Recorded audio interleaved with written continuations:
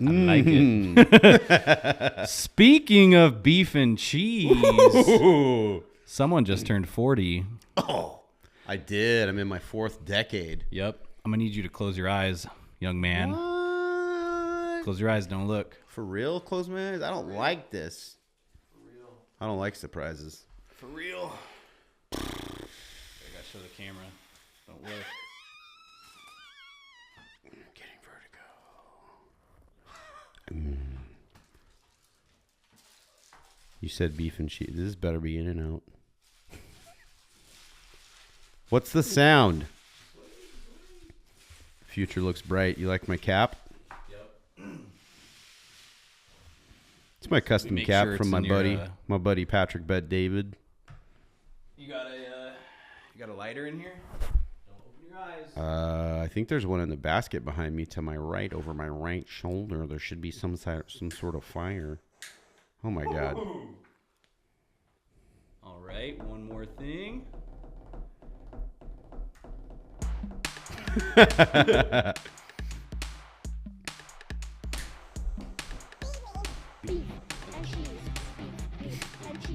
All right. You can open your eyes. Is that a carne asada burrito? Beef Oh my and God. cheese. That is birthday. hilarious. Thank you. That is hilarious. Oh my God. Put the Oh, you do. Oh, it is on me. That is hilarious. How's 40 feel? Man, pretty good. I'm on peptides. You gonna sing to me? Yeah, I actually have one more thing for you. You want me to blow them out? Yeah, because it's going to take a second. Whoa! Wow! Perfect.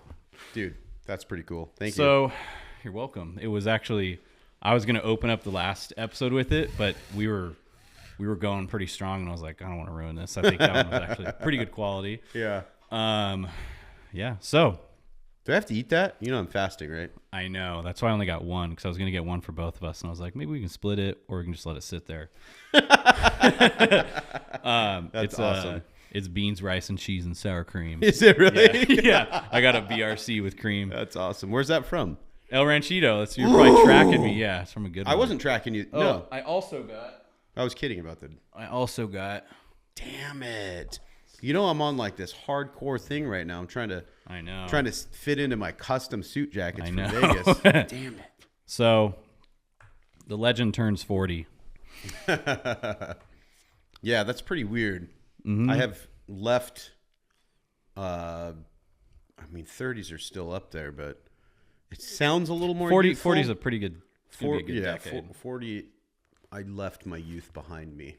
So I wrote you a poem, and I've never read it before, so we'll see how it goes. All right. I'm going to leave it on multicam. The legend turns 40. Oh, brother of mine, you're finally 40. Still snacking like life is an all-you-can-eat orgy. A decade ago, you swore you'd get fit, but your six-pack's still hiding under all that wit. Your joints now creak like haunted floorboards, yet you still crush pizza like medieval warlords. You sweat while sitting, grunt when you bend, but damn, you're my brother and lifelong best friend. That's so good. Oh my God. Your wardrobe's half hoodies, half napkin stains. Your blood type's probably buffalo wings. But behind all the snacks, the naps, and the sass is a heart way too big to fit in your ass. You taught me to laugh, to fight, to be real, to show up with love, and always with zeal. You're loud, you're stubborn, you snore like a beast. But when it comes to loyalty, you're a feast. So here's to the man with a dad bod of glory, with laugh lines and love handles. That's your story. You may be old, chunky, and gassy, but you're also wise, brilliant, and classy. Happy birthday, you beautiful mess. 40 looks good in stretchy sweats. Here's to more years of hugs, roasts, and cake. You don't need cake. Now pass me a slice for old time's sake. That's a good one. Yeah. High five. Thank you. Yep, you're welcome. I like it. That's why I was late. I was wondering when you were going to Said I was getting acknowledge gas. me. I was trying to get some B and C for you. When I tracked you, you were on Calamia, and then I decided to go to the gas station to get some more. That's nicotine. right after I left the bean and cheese place. Oh, really? Well, what took a minute was I ran into the store to find the candles. I am hungry. Yeah. I've been fasting though. I am hungry. Well, I didn't eat it. I purposely didn't eat this morning. You should eat it. I want to eat it real bad. I don't mind what we do.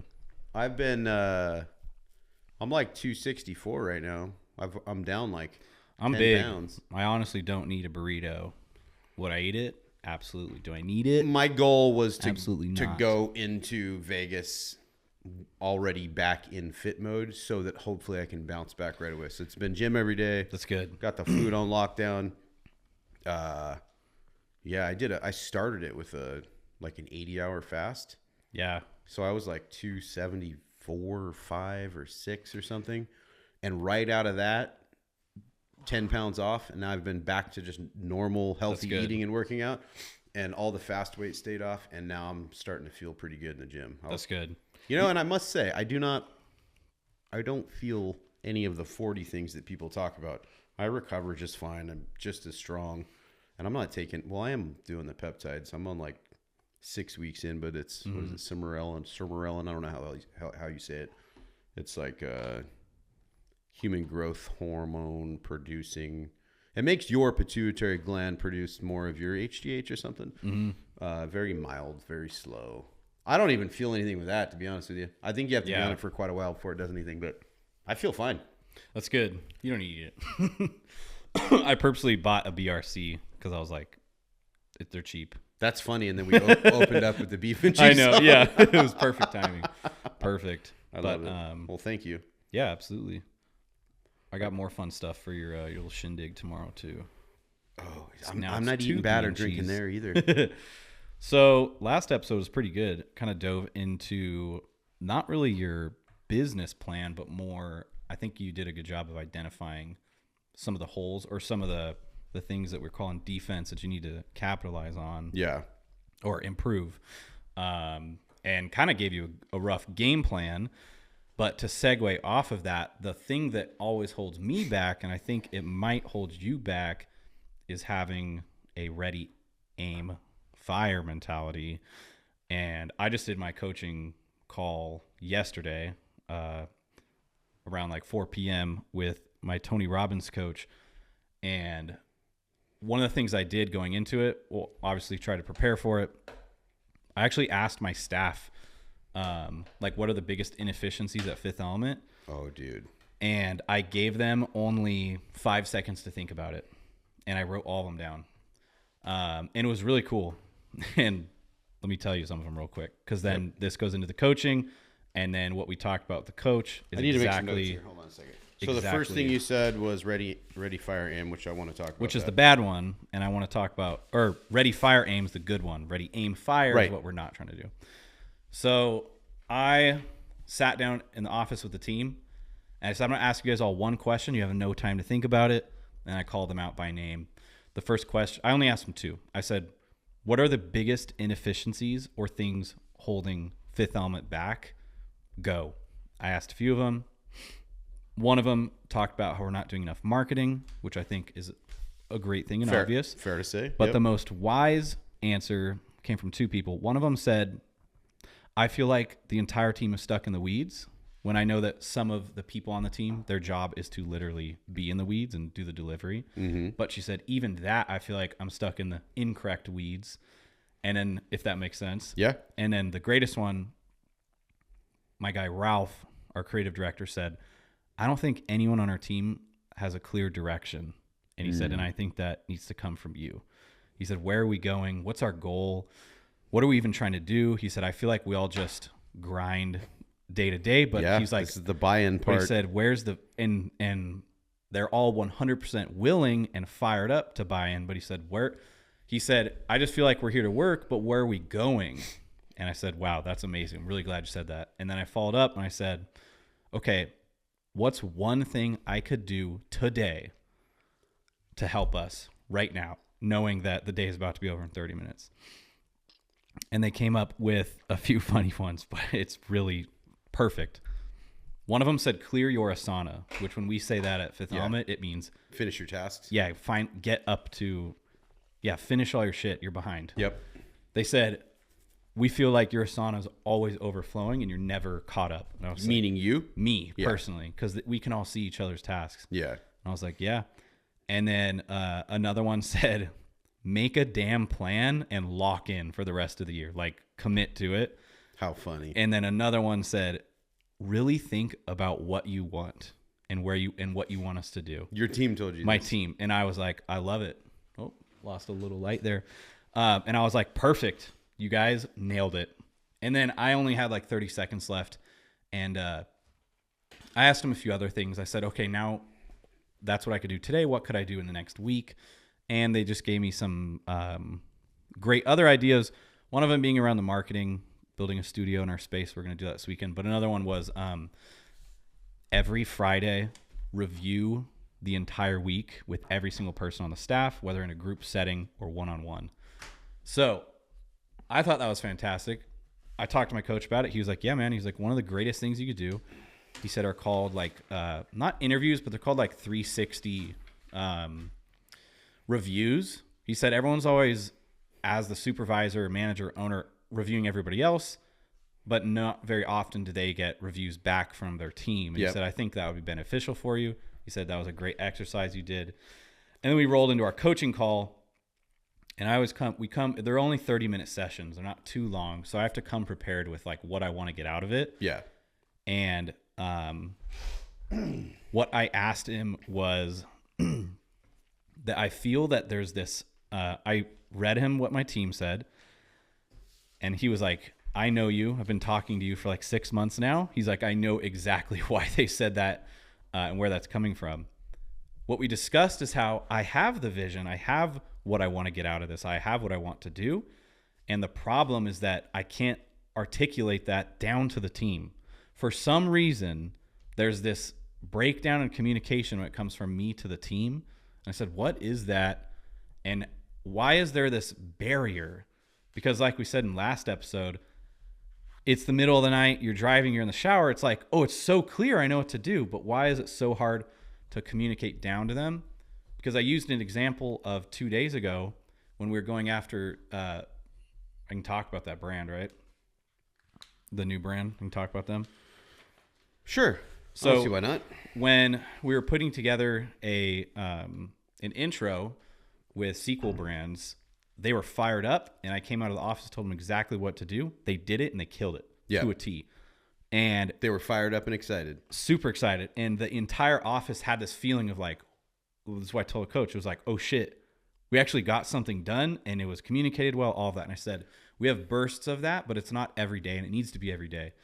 And so we jumped into what's holding all of them back.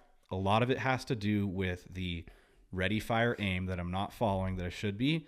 And he kind of broke down my personality and that I'm the one holding them back. Yeah. All the way down to how I'm writing emails wrong.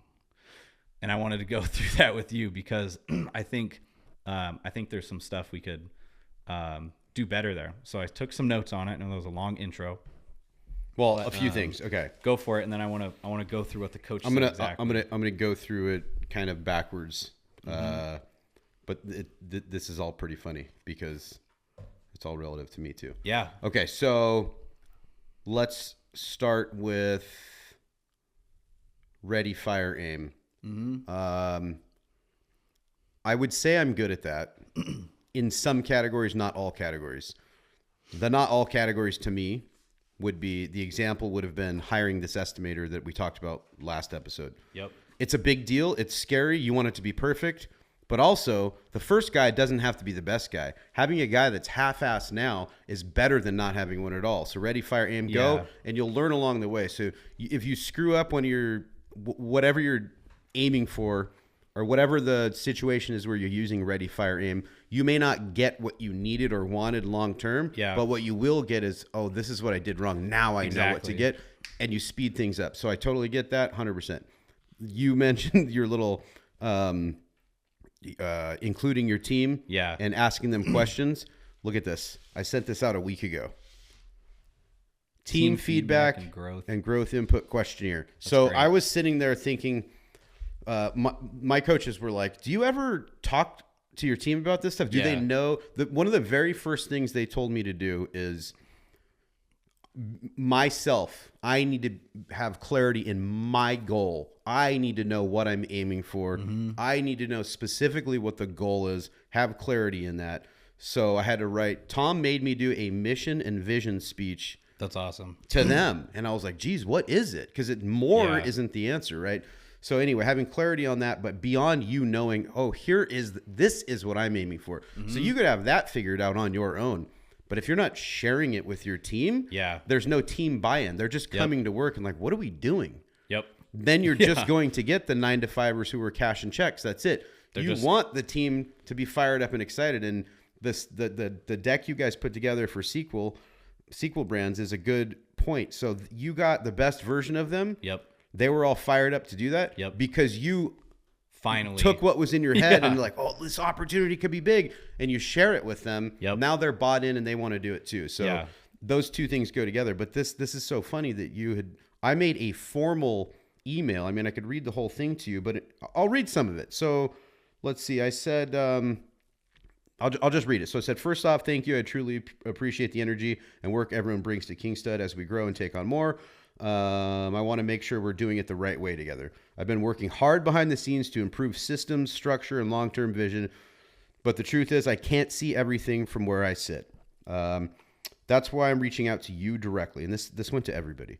I want your honest input on what's working, what's broken, and where we can be more efficient as a team. This questionnaire is all about helping us grow stronger, more productive, and more aligned. I'll personally be reviewing each response so I can make a smarter decision for the company and for each of you. We'll be holding a company-wide meeting soon to go over your feedback and start making updates as a team. This only works if we're all on the same page and we're all in. So I wrote some more stuff, but basically here's the questions. And you could literally take the same thing if you want because it's kind of vague. Okay, so workflow. In your current role, what are the top 1 or 2 things that slow you down or make your job harder than it should be? Number 2, are there any steps or parts of your daily routine that feel unnecessary, confusing, or repetitive? Number 3, what tools, systems, or communication methods do you think you need that would help you do your job more efficiently? Then there's section 2, communication and coordination. Do you feel like you get the right information at the right time to do your job well? If not, where does the breakdown usually happen? 5, what would make it easier for you to stay in sync with the rest of the team? Number 6, are there any reoccurring communication issues that we could fix with a new system or clearer structure? Section 3. Asana. Yeah, exactly. Yeah, totally. So, section 3, self and team reflection. What do you feel are your biggest strengths in your role? Number 8, where would you like more support, resources, or clarity? Number 9, how do you see your role evolving as the company grows? Number 10, if you could give constructive feedback to, and then I put different sections, your coworkers, your team leader or supervisor, me, Anthonie, what would it be? Section 4, company experience. What do you enjoy the most about working for Kingstud Contracting? Number 12, what's the one thing you think we could do better as a company? Number 13, what motivates you the most in your work here? I know this is getting redundant, but it might bring up some good talking points here. Looking forward, what opportunities do you see for us to grow stronger as a team? 15, what's one idea you have, even a small one, that could make things run smoother? Number 16, I think this is the last one. If you could help design the next version of Kingstud Contracting, what would it look like? And then final note, this isn't a formality. I'm asking because your input matters. The better I understand what's happening on the front lines, the faster and smarter we can grow together. I'm building this company for the long haul, and I want all of us to win together. And then I wrote, this went out in an email, but I also said like, hey, this isn't a test. There's no right or wrong answer here.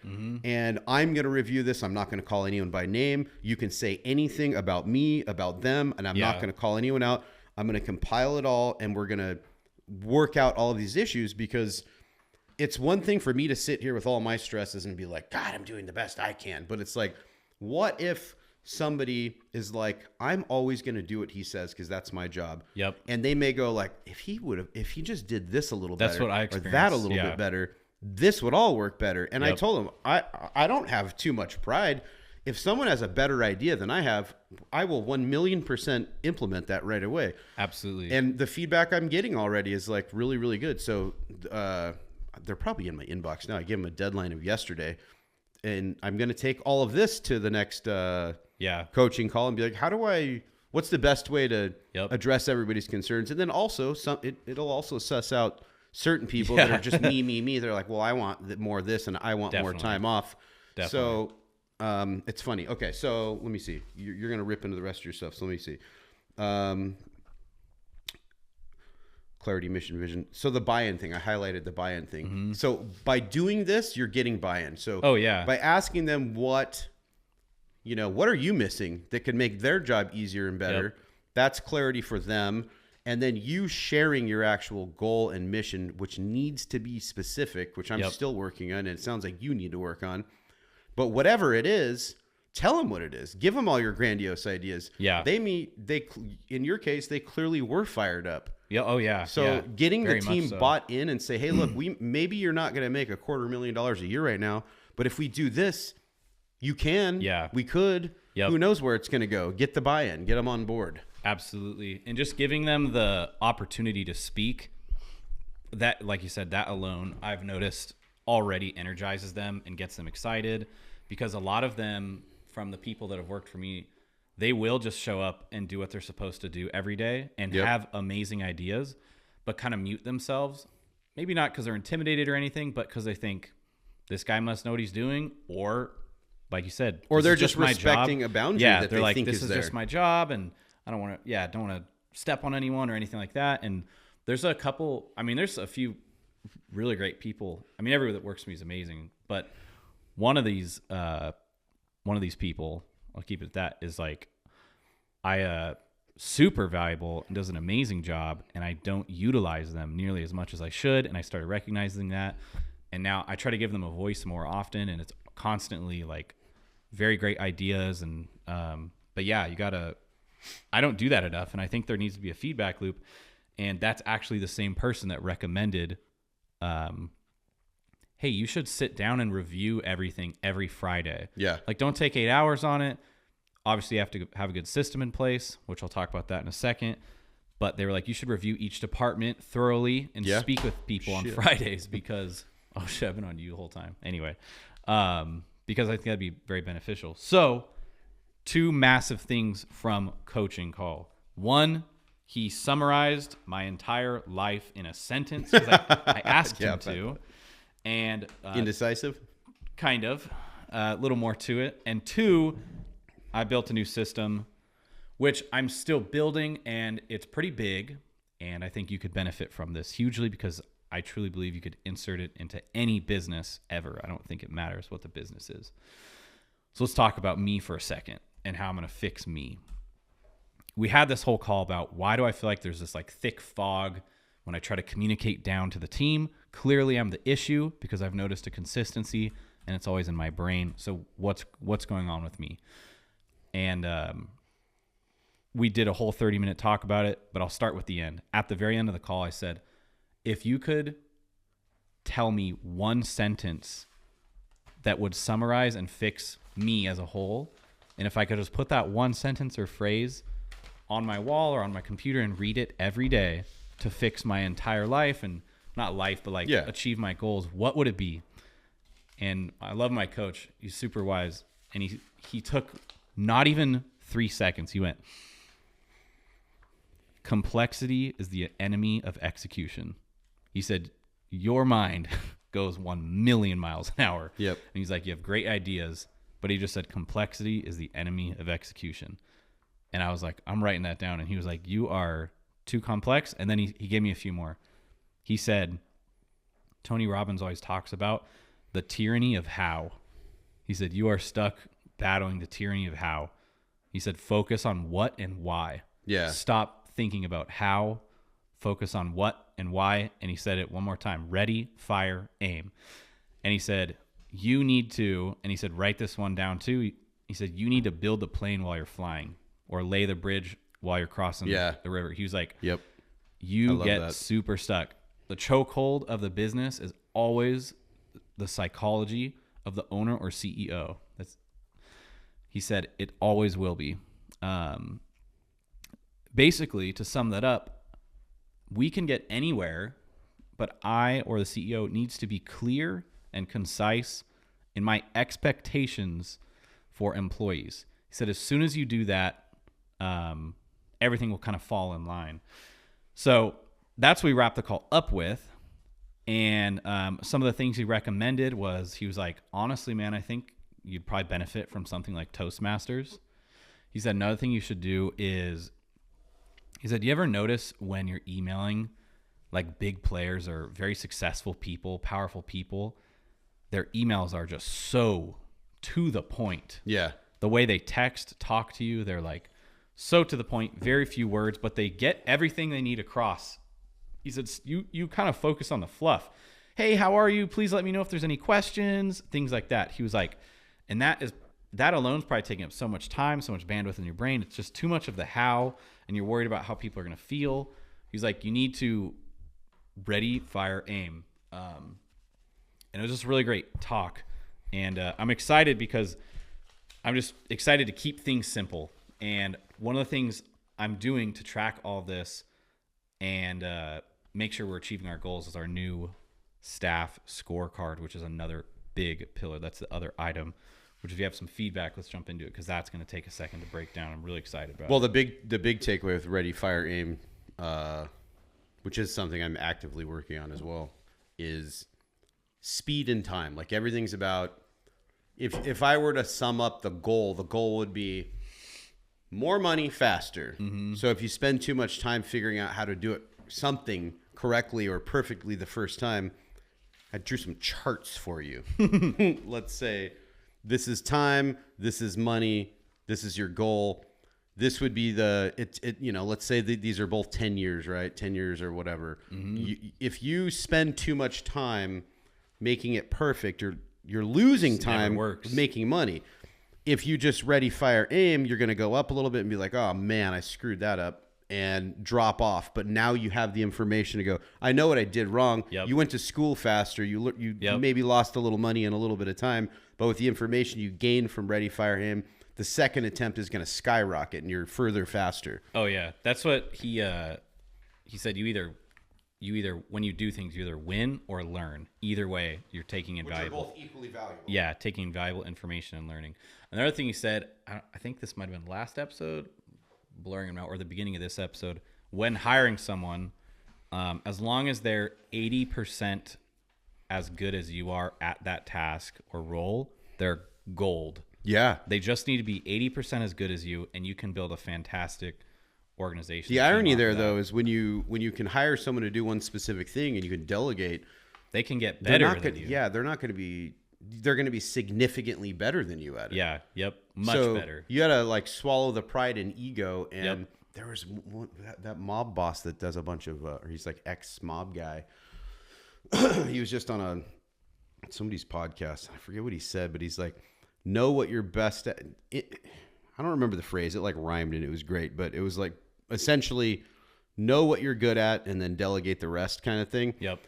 So if you're a business owner and you started something, you're probably like, if you were a video game and you were like, say like I don't know, like Madden or something, you could see team stats, right? Yeah. And it'd be like offense, defense, catching, whatever. And there's different categories.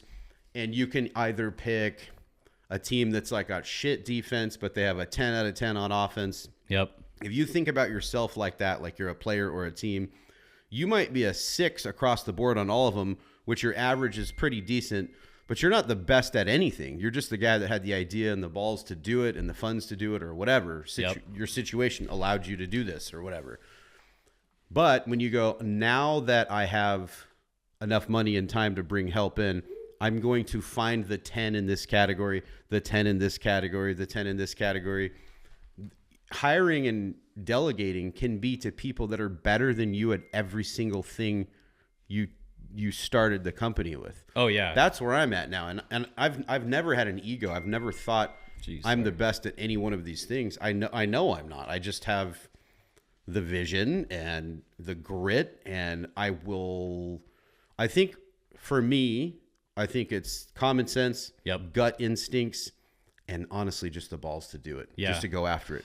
Absolutely. I don't think I can be outworked. If you measure work based on how much effort and time I'm willing to put in, no one's going to beat me. Now it's about doing it smart and efficient and having help, asking for help, saying, what am I doing wrong? What could I be doing differently? That's where all these tools from coaching come in that you can exponentially grow faster from. Yeah. And let's talk about team stats, because you can gamify this. So I've been stuck on this for a second and finally committed and did it, and spent a lot of time on it yesterday. And it was because I came off of being fired up from the SQL stuff, and it motivated me to do it. Yep.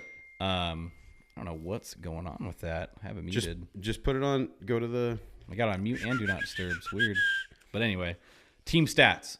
So you can gamify your business and your goals, and that's exactly what I'm doing. And I'm excited. With your team or with you? Everybody. Yeah. So here's what we're doing.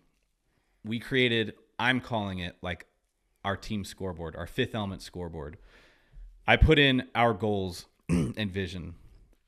And to speak into the universe, my vision is we're going to have 5,000 clients. The timeline, I'd like to say in the next 5 years.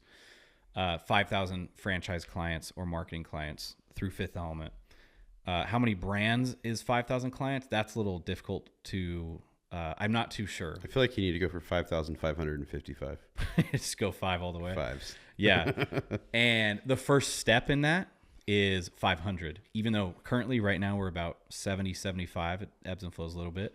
I feel the first step in that is 500, not 100 or 200 to get to 500. So I set up the scoreboard to get to the first increment being 500 clients. Yeah. And you got to break that down into sub goals. How many brands do we have to go after? Yeah. What's the brands? actual path to get there and what it takes? Yeah. And I used AI to help me do this. I broke it down all the way into how many outbound cold DMs do we need to send on LinkedIn? How many cold emails do we need to send a week? How many brands do we need to find, reach out to every week? And then I broke it down into day. And right now my scoreboard's set up to for this year all the way to December 31st. And then towards the end of the year, I'll reset it for the next year. It assigns tasks to every single person in the company with a quota and exactly what they need to do. And it's not just outbound stuff to find clients to grow at that scale. There's other things involved. Quality control. Our client success team needs to ensure that our retention rate doesn't drop below 85, 90%. There's all kinds of things all the way. It's also broken all the way down to NPS surveys. So asking clients for feedback depending on their score. It asks them for a testimonial, or it triggers other things where I get on a call with them, all kinds of this crazy stuff. It tracks how many clients are being churned. It also tracks one of the biggest things for us that's going to help us get clientele, all the way down to the tiny stuff. How many case studies are we putting on our website? Those are kind of cheesy, but we can use content off of those. We can also use them for monthly email newsletters. Have you gotten feedback from people yet? Have you started that? The scoreboard? No. Well, I mean, specifically getting customer feedback or client feedback. Yeah, I did it. Not how we're about to do it, but I did do it a lot last year, but it was always manual. And it's cool because they actually would do it pretty quick, and it was always very valuable. But yeah, it's even broken all the way down to how many posts on LinkedIn, Instagram, YouTube do we need to do at Fifth Element? And then there's much bigger tasks like reporting. I can't even go through all of it because it's already all documented. To sum it up, though, it gets the 500 client goal and assigns everything we need to do broken down into days for every single person on the team. Yeah, if you can put together a clear, it's a like clear set of instructions and goals. Yep. It just everything gets a little bit easier. Engineered it. And the great part. That's the purpose of clarity, by the way, which I'm learning. It's super easy to use. So all of those things are put into a spreadsheet. And then all the tasks that we have to do, I already preloaded. So talking about Asana again, you can set a goal as a huge project. So there's this massive goal. It says 500 clients. And then inside of it, it's like a portfolio of milestones, tasks, subtasks, deadlines, certain tasks are blocked. Is this messy when you first start? Because one of the issues, super messy. That's one of the issues I've had with everything is, which goes back to doing too many things at once, and you have to kind of master one before you move on to the next. And I'm like, when I got Procore, I'm like, we got to do team training. Yeah. And I did the training. I had to pay $4,000 extra to do the training, and my head wasn't in it. Now we're not using it. Blah blah blah. It was so hard to centralize. The hardest part was getting started because I was like, dude, I need a 50-foot long whiteboard to get my ideas out. Yeah. And then like keep iterating down. Anyway. Ready, fire, aim again. Exactly. Now it's to the point where not only do I have the scoreboard, every single thing to do is assigned in Asana to every single person on the team. Are they adapting quickly? Yeah, because it's so easy when it's broken down into a day. It's like do one thing a day. Yeah. So it's super easy for all of them. And I talked to them about it at the end of Friday. I didn't go through it in detail yet, but everyone was like, let's go. This is awesome. Super easy. As long as they're checking their tasks off, at the end of the week, everybody inputs what they did into the sheet, which is number-based. Super easy. So every column, it's crazy. You just put in a number. I have this massive master scorecard that lets me grade, or it grades everything automatically every single week and tells us, are we on track or off track? Yeah. And it's a super easy system just using a like street light method, red, yellow, green. Yeah. Are we on track, off track? And then if we're off track, it identifies the exact person, task, and day that got off track. And it's very easy to see who's not doing what. There's also something so great about really exciting having an actual checklist. Well, dude, and not even only for you, yeah, because you could have you had days where you're like, man, I've been at it for 18 hours and I honestly don't know what I did. Yeah, every day. Every day. And if you could just look at a sheet of paper, or even a checklist in your notes like, app, wow, and you go, oh no, I did done. so much. Yep. That changes your mentality and mood. Like, yep. One of my daily goals, like overarching big goals, is if I can get to the end of the day and know that I did everything I could have done, and it was all as efficient as it could be. It does not matter the result. I just know you did really well today. Yeah, the greatest you did part, your best. The greatest part of it is there was literally a built-in, and this was through Asana, so it's much more accurate than if I just did formulas on a spreadsheet. A built-in progress bar for 2025. That's and nice. The entire team can see the entire team's progress, 0 to 100%. I need to get my software game together. And yeah, it's really cool. And is that word relevant still? Am I out? Did I just say software? Did No, I just it's still relevant? Did I just say some 40-year-old shit? And it's cool, yeah, because you can break it down, and the entire team has access to the entire team's stuff, so everybody can look at anybody. That's great. That's something I'm missing because I'm notorious for massive accountability here. I'm getting better at firing off specific tasks and things for the team to do. Yep. But once it's fired off, it's like out of sight, out of mind, and I have no way of tracking. I don't know what people are up to. Super important. And that's my fault. And and so now that we have the scoreboard, what was so cool is that I already had this when I did the feedback with the team. So before I had them fire off the questions without thinking of before I did that coaching call, I already had the scorecard or scoreboard created with the system already created. So it's funny because I took all their stuff in and I said, thank you guys. Left, came back and said, guess what? I already have half of the answers to the feedback you gave me.